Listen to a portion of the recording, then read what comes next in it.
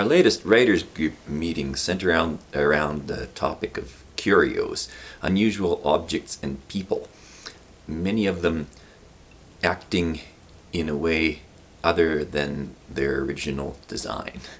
One of these had to do with Q-tips being used not to remove wax from a place where there's an excess of it, but to collect wax in such a way that you'd want more of it.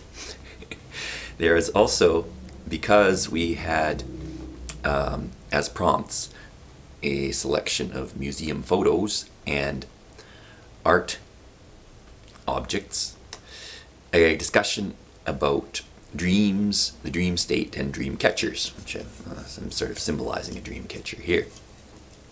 One of them had to do with objects coming alive at night and going out and having their own party and celebration and search for freedom before coming back into the curio cupboard where they'd been placed.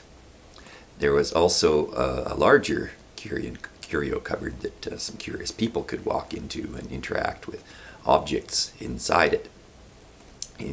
The objects themselves were interactive and wouldn't allow themselves to just be treated as passive things to be examined, but would give out false clues as to what they were and how they were to be employed.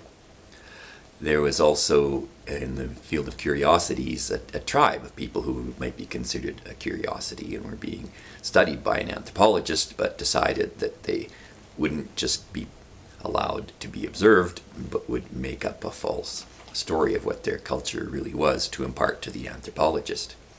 I also stumbled once again on the topic of the traveling vibrator from an earlier video of mine that I found on the street and then that later got stolen from my place.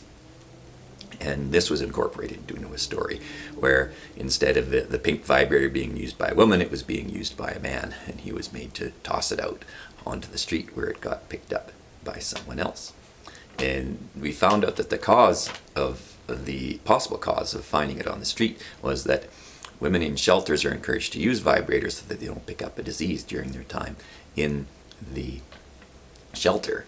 And then this conjured up this image of me like it being an object of Lourdes, like at Lourdes, the French shrine where people get miraculously healed and then throw away their crutches when they're done. Oh, when you get out of the shelter, you don't necessarily need to use your vibrator anymore. Maybe just throw it away. I don't know.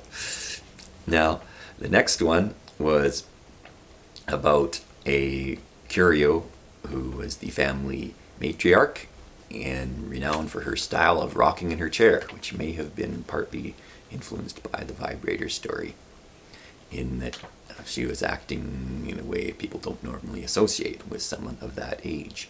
There was also a case of audiovisual equipment that would not record the image that it was pointed at. It would instead film something else, so it would be self-editing and deciding what was really worth filming on its own. So those are the topics of that writers' meeting, so stay safe and be careful to avoid Q-tip addiction.